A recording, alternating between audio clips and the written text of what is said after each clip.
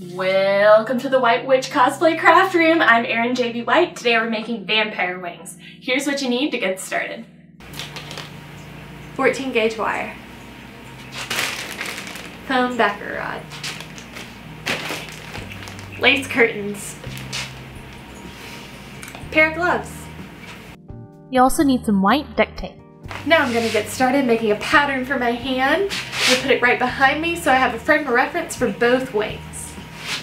I hung up some butcher paper behind me, and then I went ahead and traced my arm and my hand to size.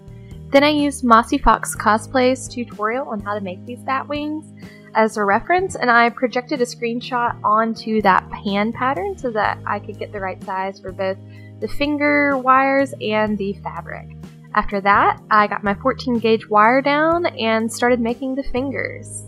As you can see, I'm leaving enough wire to go up on top of my hand. That's pretty key because the whole wing gets pretty heavy and you need that extra support on the top of your hand in order to be able to move your hands well. Next, I took my foam backer rod and I split it down the center, not all the way to the end. I left a little bit of the end not split so that I could just kind of slide my piece of wire in there, just like that, and it'll give you like a nice insulated wire finger. And then I did that on all 6 fingers for the bat wings, and then I took hot glue and kind of squished the backer rod together around the wire just to hold it in place. It doesn't have to be too perfect because we're going to go back in with some white duct tape and kind of cover this whole thing, but this just makes it easier to tape it up if it's secured a little bit better with some hot glue. Next, like I mentioned, we're going to use white duct tape and just totally cover this entire finger. It doesn't have to be super pretty because I'm going to cover it with the lace curtain panels, but I just cover all 6 fingers that I've made with wire and foam backer rod with this white duct tape. For some reason I'm missing some of the video footage from this, but it's pretty simple. This is all you do. You just wrap it. And repeat that for all 6 fingers. After you've got your fingers wrapped, you're going to want to add them onto the glove. Check it out. You can see right there how they're kind of taped onto each finger of the glove. I'm leaving my thumb and my index finger empty.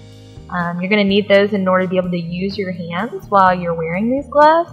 And then you've got 3 kind of long fingers on your middle, ring, and pinky fingers with this weird like glove hand.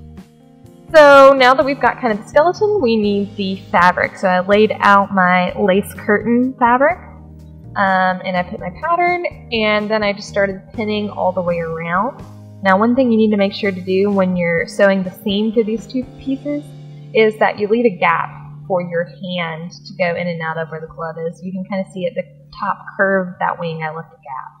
Here I am sewing it. It's pretty simple. Just quickly sew a simple stitch all the way around and then turn it inside out.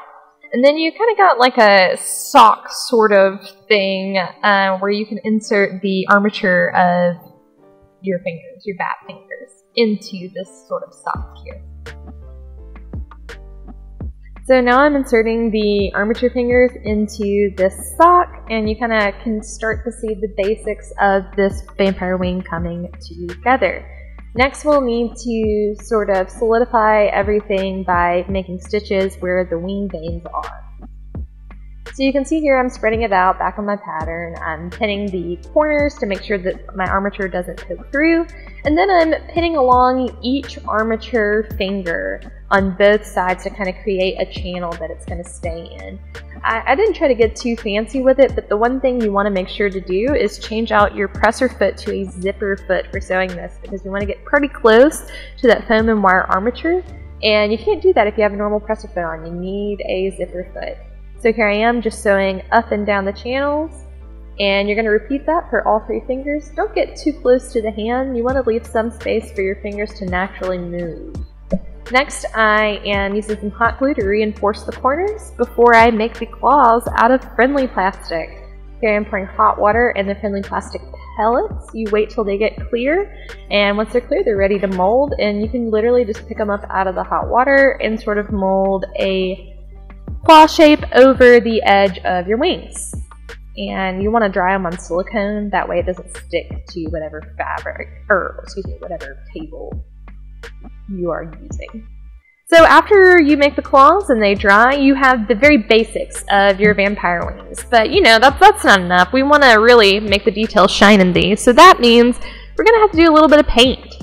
I used a yellow airbrush to sort of give some shadowing along each of the fingers. And then I used some acrylic paints to paint the claws a kind of dingy color. And there you have it. Your wings are ready to go. All you need to do is just pin them onto the side of whatever top or dress you're wearing.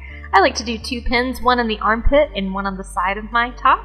Put the gloves on and you have your vampire wings. Now go suck some blood, friends.